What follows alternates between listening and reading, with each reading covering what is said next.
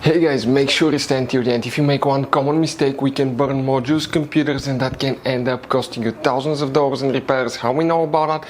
It happened to us back in the day. Stay with us, we'll explain what it is.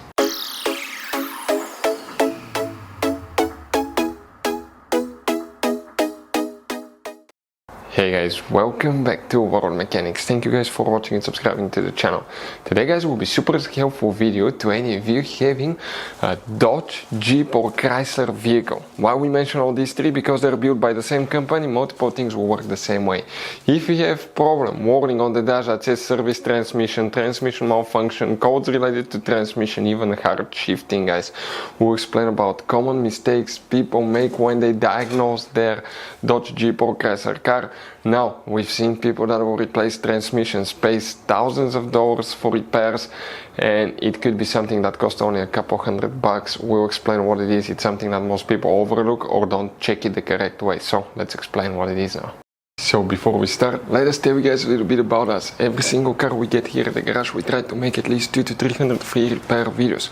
Why we guys do all that? Because our mission in the shop is to save you as much money as we can. All we need in return, please subscribe to the channel, like the video, that way we can keep making these free videos. We take them completely apart.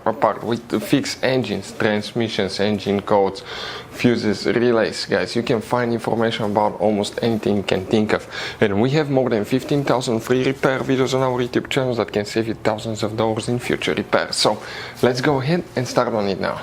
Guys, when you have Dodge, Jeep, Chrysler that has problems with the transmission, now these new vehicles guys, they're really complicated. They have a lot of computers, code modules, control units.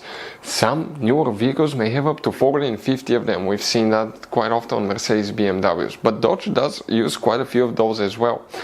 And when the voltage in your car is unstable, okay, what can cause that? Bad battery guys. You can start experiencing problems with the transmissions. Now, when you have transmission problems, the one thing that you want to check first guys, okay, is test your car battery. But that's where people make one common mistake. Actually, two mistakes. One when replacing the battery, we'll talk about that in a second.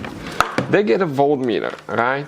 And when you get the voltmeter, okay, you can check that battery. For instance, here we have 12.55 volts, right? Look at that battery, 12.55. Okay, and if we come on this one now here, okay, we're going to have, okay, this one will be at 12.82. So what that tells us guys, so far this tells us that this battery is better than that, right? That's how people usually check their batteries. That's your number one mistake. That's when you start putting parts, tools, diagnostics you don't need for your vehicle guys. If we test that battery with a voltmeter, with a battery tester, watch, it says 12.84, right? Okay, let me see if you can see that. Perfect. And if we select now that battery, it's out of the vehicle, after charge, it's AGM battery, it's rated at 800 code cranking amps. Okay, check out the condition of that battery now. What we're gonna get here, it's really quick. We have 160 out of 800 amps, state of health 3%. That is completely bad battery, even though guys, okay, it has good voltage. However, this one has been sitting for a while, so the voltage is a little bit lower. But if we go here now and we test that battery, that one is after, let's say after charge AGM, that is rated at 900 code cranking amps. And this one, even though the voltage is 0.3 lower than the other one, check what we have. Good battery, rated at 900. We have 955 available, so it's better than new state of health 100. You will often see that with batteries that are in really good condition. And in some cases, you may just end up having a battery like this one, guys. Okay, right here. For instance, this one now, okay, that is here.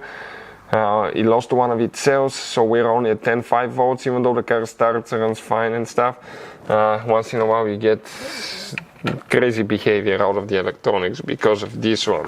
And if we test it, this is even just a regular flooded battery. It's not even AGM battery, guys.